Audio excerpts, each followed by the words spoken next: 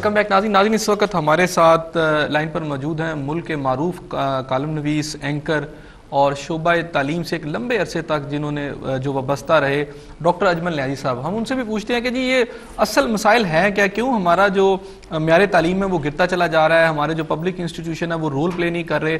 آج قوم کو ضرورت ہے تعلیم کی اور اسی کے اوپر کسی کا کوئی فوکس نہیں ہے، کوئی یہ نہیں سوچ رہا کہ کس طرح قوم کو زیور تعلیم سے آراستہ کرنا ہے. السلام علیکم ڈاکٹر اجمل نیازی صاحب. وعلیکم السلام.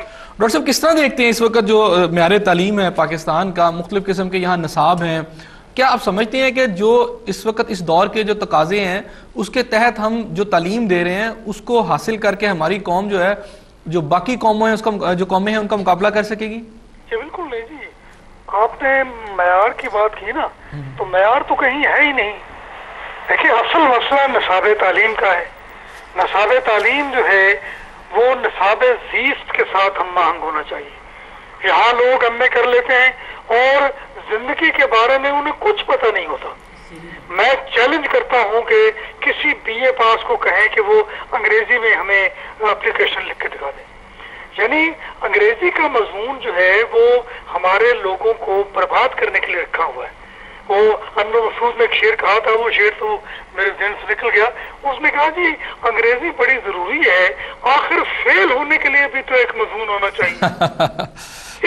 یہ مسئلہ یہ ہے کہ میں انگریزی کے خلاف نہیں ہوں، یہ ایک بین الاقوامی زبان ہے، مگر چین نے اس کے بغیر ترقی کی، جاپان نے، روس نے، جرمنی اور فرانسیسی تو انگریزی بولنے والے کو باقاعدہ پٹائی کرتے ہیں.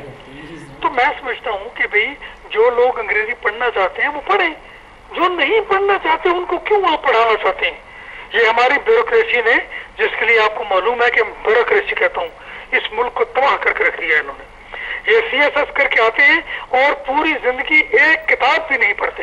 یہ اتنے نالائق لوگ ہیں، نااہل لوگ ہیں، سوائے افسری کرنے کے انہیں کچھ نہیں آتا، اور یہ افسری کو حکومت کرنے سے زیادہ بہتر سمجھتے ہیں، اور حکومت اور حکمت میں فاصلے ہیں. حکومت کرنے والے لوگ جو ہیں ان کو صرف حکومت کرنا نہیں آتا، انہیں اور کوئی کام شاید آتا ہو تو آتا ہو. تو میں یہ سمجھتا ہوں کہ تعلیم ایک بنیادی بات ہے کسی قوم کی ترقی کے لیے، کسی قوم کے تہذیب یافتہ ہونے کے لیے. یعنی میں یہ خیال کرتا ہوں کہ کوئی قوم ترقی کر ہی نہیں سکتی. دیکھیں نا، جہاں جس ملک میں 100 سے زیادہ سسٹم ہو، ایجوکیشن سسٹم، اب دیکھیں کہ اسکولوں والوں نے اپنے ہر اسکول کا نام سسٹم، کوئی امریکن سسٹم ہے تو کوئی یورپ سسٹم ہے تو کوئی کون سا سسٹم ہے تو کوئی انگلش گرامر ہے تو کوئی اس طرح. تو میں سمجھتا ہوں کہ سسٹم تو ایک ہونا چاہیے. یعنی ایک امیر آدمی کا بیٹا اور ایک غریب آدمی کا بیٹا ایک ہی نصاب پڑھے. ہمارے اداروں سے طالب علم جو نکل رہے ہیں وہ پاکستانی بن کر نہیں نکل رہے، اور وہ کوئی اور بھی بن کر نہیں نکل رہے. ان کی کوئی شناخت ہی نہیں ہے، ان کی کوئی پہچان ہی نہیں ہے، نہ ملک کے ساتھ ان کی کوئی وابستگی ہے، نہ قوم کے ساتھ ان کی وابستگی ہے. نہ وہ انسان اچھے ہیں، نہ وہ مسلمان اچھے ہیں، نہ وہ پاکستانی اچھے ہیں. جس آدمی کی جو مرضی آتی ہے وہ ایجوکیشن سسٹم بناتا ہے، اس کے مطابق نصاب مقرر کرتا ہے اور پڑھانا شروع کر دیتا ہے. یہ زیادتی ہے. اور دوسری بات، احسن بھائی آپ نے بڑا اچھا ٹاپک آج کا چنا. میں یہ سمجھتا ہوں کہ یعنی یہ تفریق جو ہے کہ یہ اچھا سکول ہے، یہ بڑا سکول ہے، یہ معمولی سکول ہے، یہ نہیں ہونا چاہیے. اچھا ڈاکٹر صاحب، مجھے آپ نے کہا یہ اسکولوں کی تفریق نہیں ہونی چاہیے، لیکن اب پنجاب میں مثال دیتا ہوں آپ کو، یہ جو اس وقت میاں شہباز شریف صاحب نے جو دانش اسکول بنائے ہیں، یہ بھی تو پھر کیا علیحدہ کوئی طبقاتی نظام جو ہے ہمارے یہاں پر لایا جا رہا ہے تعلیم کے حوالے سے؟ یہ بڑی زیادتی آپ نے اچھی طرح اشارہ کیا. میں نے ایک دفعہ اپنے کالم میں لکھا تھا تو شہباز شریف سے ناراض ہو گیا تھا. میں نے کہا دانش اسکول بناتے ہو، کوئی لوک دانش اسکول بناؤ. یعنی اسکولوں میں بھیڑیں، بکریاں، بھینسیں، یہ آپ کا جو اسپیکر رام اقبال، اس کے گاؤں میں اسکول کے اندر بھینسیں اور گائیں بندھی ہوئی ہیں. اچھا ڈیرے بنائے ہوئے لوگوں نے، وہاں حقے پیے جا رہے ہیں. تو یہ عجیب و غریب ملک ہے. میں سمجھتا ہوں کہ اس ملک میں نہ قانون ہے نہ حکومت ہے. ادھر سے امریکہ جو ہے ہمیں دھمکیاں دیتا ہے، اور اندر سے جو مسائل ہیں، جو پرابلم ہے، کہیں سیلاب آیا ہے، کہیں ڈینگی مچھر ہے، کچھ بھی نہیں ہو رہا. اب پنجاب میں لگتا یوں ہے کہ ڈینگی کی حکومت ہے، اور یہ بھی کہا گیا کہ ڈینگی جو ہے وہ شہباز شریف سے زیادہ مضبوط ہے. اور ایک بندہ نے یہ بھی کہا کہ ہوں شہباز شریف ڈینگی نو معطل کر کے دکھائے گا تو منا گے.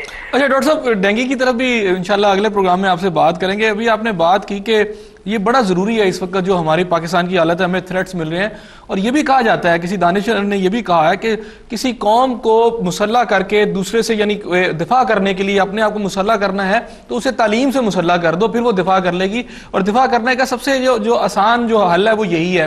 لیکن پاکستان میں بھی آپ نے بات کی کہ جی انگریزی, اردو یا پنجابی کی بات کریں, ہم یہاں سب سے بڑا ہمیں مسئلہ آتا ہے, ایک طرف ہمارے بہت سارے سسٹم ہے تعلیم کے جو آپ بات کریں, دوسرا ہم کون سی زبان پہ متفق ہوں. اگر ہم انگریزی پہ بھی متفق نہیں تو ہم اردو پہ بھی نہیں ہے.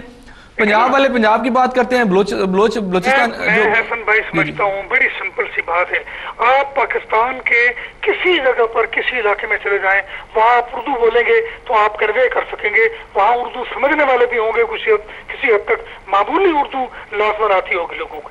تو یہ مطلب کیوں نہیں کیا گیا کہ جب قیام پاکستان سے پہلے یہ طے ہو چکا تھا کہ اردو ہوگی پاکستان کی زبان, لیکن ان بیوروکریٹس نے آج تک اردو کو سرکاری زبان, دفتری زبان, قومی زبان نہیں ہونے دیا. ان کو قومی کے لفظ سے چڑ ہے, وہ قومی ترانہ ہے, جو قومی لباس ہے, جو قومی زبان ہے, جو قومی کلچر ہے, یہ بیوروکریٹس نہ یہ انگریز بن سکے نہ یہ پاکستانی بن سکے. یعنی آدھا تیتر آدھا بٹیر والی بات ہے. ہاں, نہ ہل نہ ککڑ, یہ قوم تو بن ہی نہیں سکی. میں سمجھتا ہوں, دیکھیں ایک بات جو میں احسن بھائی آپ سے کہنا چاہتا ہوں کہ جاپان میں کوئی بچہ جو ہے اپنے محلے کے اسکول کے علاوہ کسی اسکول میں داخل نہیں ہو سکتا. وہاں پر ہر اسکول کا معیار جو ہے وہ ایک جیسا ہے, ہر اسکول میں ایک نصاب پڑھایا جاتا ہے, ہر اسکول میں ایک ہی فیس ہے. اب یہاں پر کہیں پر لاکھوں کی فیسیں ہیں, کہیں پر چند 100 روپے ہیں, اور جن میں چند 100 روپے ہیں وہاں پر بینچ نہیں ہے, زمین پر بیٹھتے ہیں بچے, اور ہم بھی زمین پر بیٹھ کر پڑھے تھے. لیکن میں سمجھتا ہوں کہ وہ ہمارے ٹیچر جو تھے وہ بڑے مخلص لوگ تھے. اچھا آپ دیکھیں نا, ٹیچر مخلص ہو لیکن ٹیچر کے گھر میں کھانے کے لیے نہیں ہوگا تو وہ کیا خاص ٹیچری کرے گا.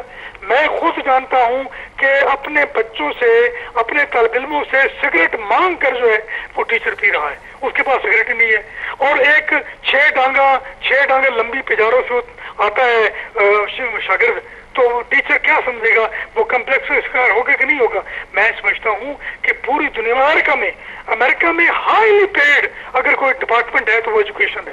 سب سے زیادہ تنخواہیں جو ہیں وہ ٹیچر کی ہیں. یہاں ٹیچر پھٹیچر بن کے رہ گیا ہے, ٹیچر کی کوئی عزت نہیں, کوئی ویلیو نہیں. اس کو ایک کانسٹیبل چوک میں کھڑا کرتا ہے, اس کو جوتے مارنے شروع کر دے تو وہ کچھ کر بھی نہیں سکتا. تو یہ بڑی عزت کی بات ہے.